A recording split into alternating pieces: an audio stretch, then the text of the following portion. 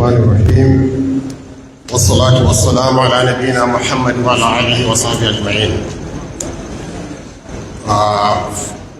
For want of time, I have to stand on the existing protocol. Yet, there are people I cannot leave this place without mentioning and thanking them for the effort they have done in organizing this very important conference. First of all, we thank the Murshid Al-Am of the National Mosque, our father, Professor Sheikh Ahmad CON, for the elaborate paper he has presented, which to us is very important. The most remarkable thing I took from him when he said our father, Sheikh Abubakar Mahmud, is a reformer. A reformer is a big word, really. It means in this century, then he's considered one of the majority of this deen. We thank very much for this statement, which I think will be an encouragement for us. But this deen, this religion, needs to be reformed, period after period. We also thank the representative of the Vice President, Abubakar, who is represented by Professor Ahmad, and also the Chairman of GBIS, Dr. Abdullah Balalo, the VC of BUK, Professor Haruna Musa, the Director of CICID, Professor Tawfiq Abubakar Hussain, and also Professor Ismail Ziga, who is the co-author of Where I Stand, a very important autobiography of Malam. We also thank Dr. Sayyid Mukhtar, who came from Ghana, and also distinguished scholars and students of knowledge. I will not take so much time, even though I have something to present here. Nearly 14 centuries since the dawn of Islam opened the world, Muslims have faced numerous diverse challenges, which at times necessitate changes in methodology and approach in addressing them. At other times, Muslims were profoundly influenced by non-Islamic currents, resulting in encroachment upon the immutable foundation of the religion in matter of creed worship and the system of governance. From this perspective, emerges the importance of studying the views and orientations of contemporary scholars in their confrontation to these intellectual and practical attacks against Islam and Muslims. Why it is important, this kind of conference, is that it gives us a chance to look at what contemporary scholars say or did in opposition to what has been, or the attack on Muslims. Uthman bin Fodio, Sheikh Uthman bin Fodio, in his book, Hisn al-Afam min Jush al-Ham, he said among this delusion is that some people blinded by envy explain that the correct approach is to abandon engagement with contemporary writings, arguing that the works of the eminent imams of the past have left nothing for us to need, and that they possess greater knowledge than those who write today. Somebody before you said this is also false and a delusion by consensus. For every scholar considers in his writing the aspiration and objective of the people of his time, and he is the most aware of them. Thus, the writings of every scholar in his own era are more beneficial to the people of that era than the writing of others. What Ahmad is trying to say, looking at the views of contemporary scholars, is more apt and appropriate for the generation in which they live. So this makes us to look at the three very important trends in Islamic movements today in the world. There are three major ones. We can say the Islamic world stands at crossroads between modernity and tradition.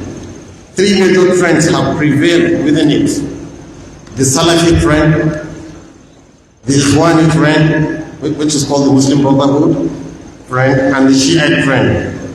As for the Sheikh, it's confined to Iraq, and Lebanon. It's also circumscribed about 20% of Muslims. And let's know that the enemies of Islam today, as we talk, they are trying to tell us, classify us, and tell us this is good Muslim and this is a bad Muslim. They are the ones that are telling us this is an acceptable Islam and this is an unacceptable Islam.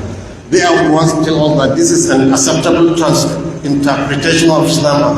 They, not us. In this situation, we need scholars, contemporary scholars, who have lived these trends to show light to us. I don't have to talk about the Salafi movement, which our father has explained. Our father is part of that movement. The Muslim Brotherhood was founded in 1928 in a city of Al-Ismailiyya in Egypt by Imam al-Hassan al-Banna. The most prominent scholar in that movement is Sayyid Qutb. And from the onset, the movement adopted its slogan, Islam, al-Islamu dinun dawla, mushafun wa sayf. Islam is a religion and a state, and Quran and the sword. So this movement, Ikhwan Muslim today, is under severe attack from the Western world, trying to frame it as a terrorist organization, or if not a terrorist, it's a precursor to terrorism, as they define it. So I really scrutinize and see Sheikh Abubakar Gumi, where does he stand when we talk about Ikhwan Muslim? I know for sure Salafiyya, that is his creed. Whoever examines the lessons and writings of Sheikh Abubakar Gumi will clearly find his explicit declaration that his methodology is Salafi in creed, Maliki in jurisprudence, and Ikhwani in politics. He adopted from each trend what he considered sound and harmonized these approaches in a manner that served the interests of Muslims. The political environment in which he lived likely played a significant role in shaping his position. The Sheikh was born and he lived during the final phases of British colonialism and witnessed how the colonial authorities sought to alter religious identity and sustain Islamic law while retaining only individual acts of worship. He understood that the excellence of this ummah lies in enjoying what is right and forbidding what is wrong. As Allah has said, "Kuntum khayra ummatin ukhrijat lin-nas ta'muruna bil ma'ruf wa tanhauna 'anil munkar." As for the Maliki school of law, he has written specifically in his book Rad al-Azhan ila Ma'ani al-Quran, he states, "I shall clarify all this, Allah willing, in its proper places, confining myself to the well-known position of the Maliki school, while occasionally referring to other views. Whoever will subsequently read and follow his fatwa is based on the Maliki school of law." So he is Salafi al-Aqidah.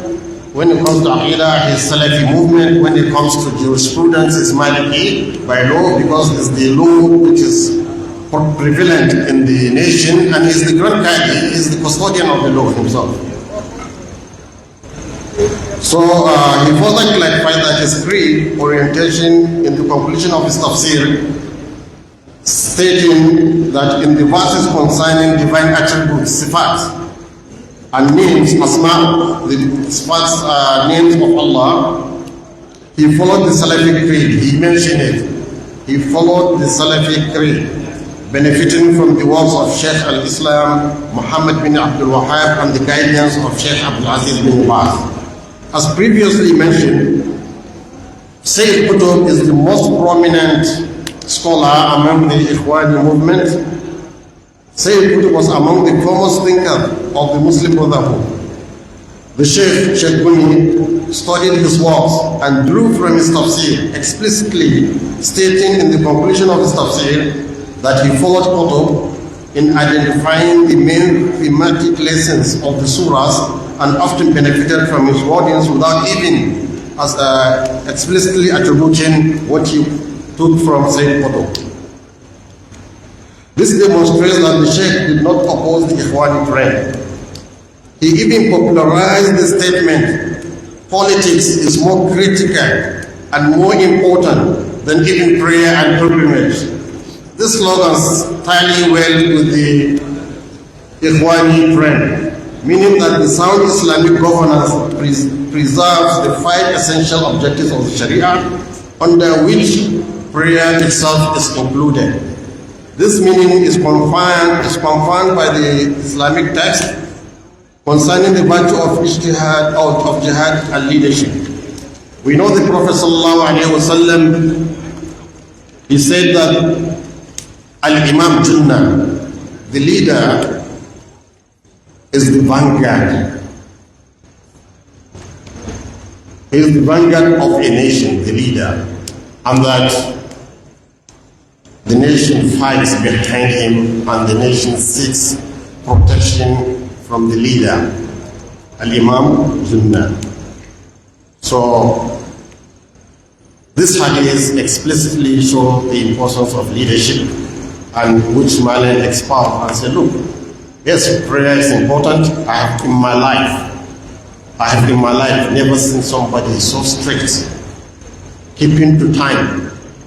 30 minutes before prayer time, you will see him going up to get his application done. I have never seen somebody so religiously observing prayer like my father. Sometimes at home, I can tell you at home sometimes, he goes around first in his house before the mosque was built.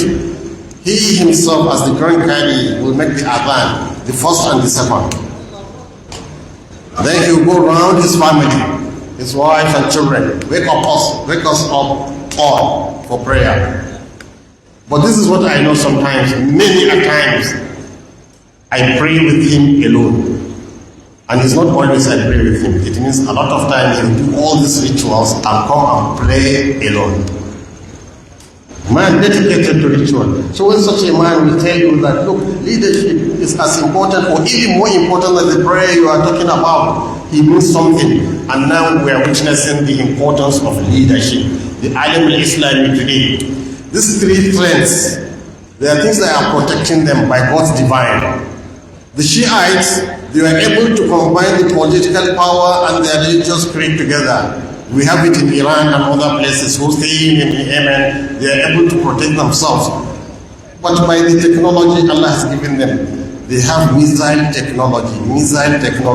So they are protecting their creed and their leadership by missiles. That is the Shiites. But the Salafi, they are protecting their creed, they are not termed as terrorists, despite the fact that if you look at Al-Qaeda or Daesh, if you read, even Boko Haram, if you read when they talk about Ibn Taymiyyah, you find that the root is Salafi movement, but they are protected by the petrol dollar. Americans want money from them, so they have no option but to accept it's an Islamic interpretation. How about the Ikhwan? What is protecting them? The Ikhwan is, what is protecting the Ikhwan is they have Kawadir, doctors, engineers, architects, lawyers, all over Europe and in the world, all over, is the movement of the intellectuals, movement of university lecturers, movement. And they are protecting Islam in their own way. And we can see Malan Rahmatullahi alayhi has combined these 3 movements and trends and take from each trend what benefits the Ummah and leave what does not benefit the Ummah. So you can say he is Salafi in Aqidah, he is Maliki in Fiqh, and he is Ikhwani in politics. So studying his lifetime is very important, and I will give chance for the other speakers to speak, and time is gone. Thank you very much for listening. May Allah take everybody back home. And thank you, our Father, for honoring this occasion. وصلى الله على نبينا محمد وعلى آله وصحبه أجمعين.